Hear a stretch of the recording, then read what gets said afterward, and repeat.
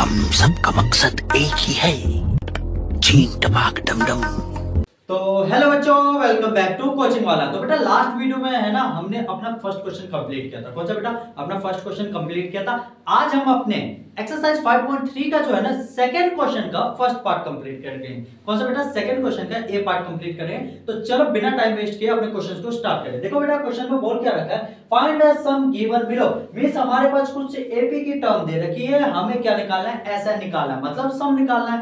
सम का फॉर्मूला आप सभी को पता ही होगा भैया। सम का फॉर्मूला क्या होता था? दो टाइप के फॉर्मूले होते थे। कौन कौन से? अगर चैनल पे नए आए हो तो जा करके इंट्रोडक्शन वीडियो देख लेना बेटा, आपके लिए बहुत ही इजी होगा। हमारे एसएन के दो फॉर्मूले होते थे। कौन कौन सा? एसएन इक्वल्स टू में n/2 ब्रैकेट में 2a प्लस में n-1 इनटू में d।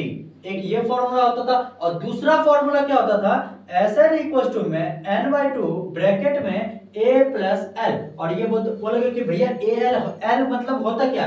भैया एल का जो मतलब होता था ना, वो nth टर्म होती थी।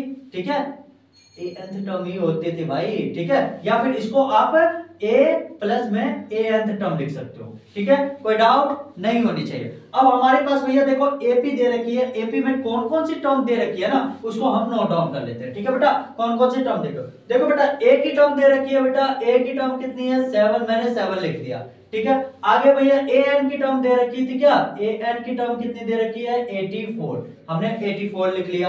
कोई डाउट नहीं होनी चाहिए। आगे बोल रखा है भैया क्या हमें डी निकालना था। डी निकालना है तो कॉमन डिफरेंस कैसे निकालते हैं बेटा? a2 में से a1 को माइनस करते थे। तो a2 की वैल्यू अगर कैलकुलेट करोगे तो 10 to 20 plus 21 means d equal to में क्या आ जाएगा? 21/2 माइनस का 7 अपॉन में कुछ नहीं है तो 1 ले लिए। ठीक है बेटा, तो इक्वल टू में एलसीएम लोगे तो 2 का 2 तो 21 मल्टीप्लाई 1 माइनस 7 मल्टीप्लाई में कितना आ जाएगा? 2।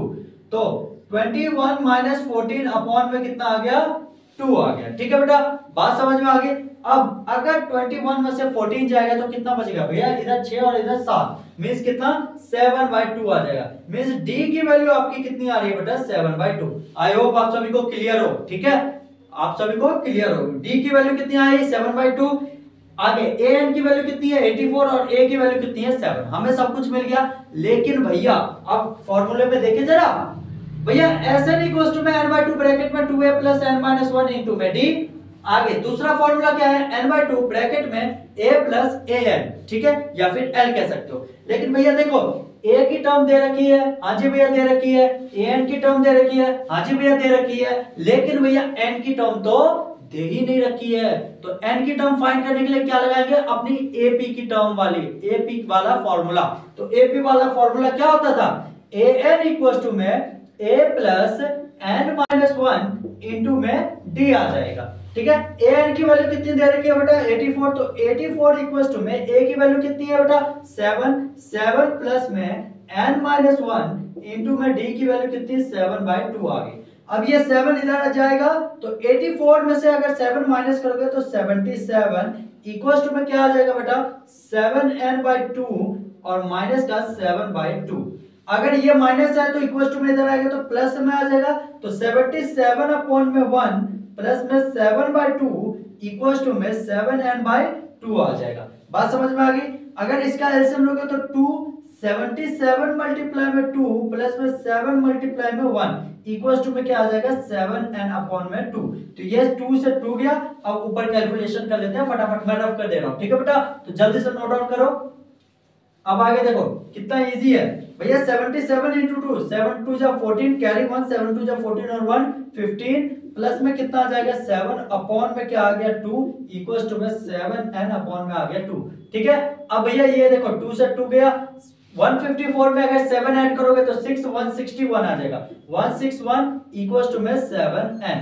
ठीक है, तो जल्दी से इसको नोट डाउन रख कर देता हूं। ठीक है बेटा, नोट डाउन कर लेना।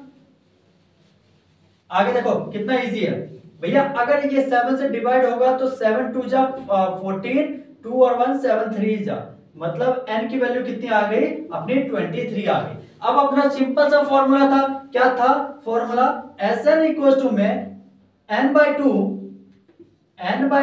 ब्रैकेट में A प्लस L, यही था ना जी। हाँ जी भैया, SN मतलब S23 इक्वल टू में क्या आ जाएगा 23/2 ब्रैकेट में A की वैल्यू 7 प्लस में L मतलब AN की टर्म कितनी थी 84, तो 84 लिख दिया। बात समझ में आ गई। हाँ जी भैया आगे देखो, तो 23/2 और मल्टीप्लाई में क्या हो जाएगा 84 प्लस 7, 84 प्लस 6 कितना होता है 90 प्लस 91, ये आ गए 91। बात समझ में आ गई।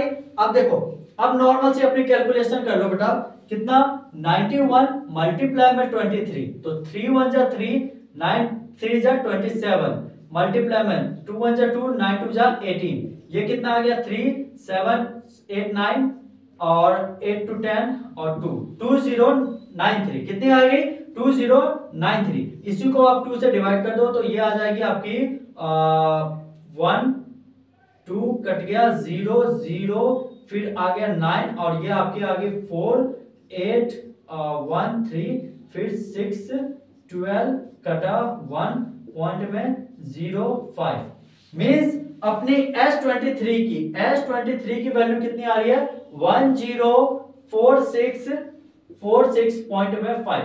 S23 की वैल्यू अपनी ये आ रही है। आई होप आप सभी को क्लियर हो। क्वेश्चन बिल्कुल भी टफ नहीं था, बहुत ही इजी था। अपनी सिंपल सी बात है भैया, एपी की टर्म पूरी दे रखी थी। कौन सी भैया एपी की टर्म दे रखी थी, जिसमें हमने ए की वैल्यू बता रखी थी, एन की वैल्यू बता रखी थी, और हमारी कौन सी बेटा डी की वैल्यू हमने फाइंड कर लिया 7/3 आया। ठीक है, क्या आया 7/2 आया, 7/2 आया। अब हमने एन की वैल्यू नहीं थी तो हमने कौन सा अपनी एपी वाले फॉर्मूला लगाया, an इक्वल्स टू में a plus n minus 1 into में डी, वो फॉर्मूला पुट करके n की वैल्यू फाइंड की है। n की वैल्यू आती ही हमने कौन सा बेटा अपनी sn की वैल्यू फाइंड कर ली है। S23 की वैल्यू कितनी आ रही है 1046.5। ठीक है, आई होप आप सभी को क्लियर हो। बाकी अदर चैनल पे जाकर के फॉलो करो, लाइक करो, कमेंट करो, जितना हो सके अपने दोस्तों में वीडियो को शेयर करो। मिलते हैं नेक्स्ट वीडियो में, जिसमें हम इसका नेक्स्ट पार्ट करेंगे बी पार्ट। ठीक है, थैंक यू सो मच, चलो बाय बाय। हम सबका मकसद एक ही है, चीन टपाक डम डम।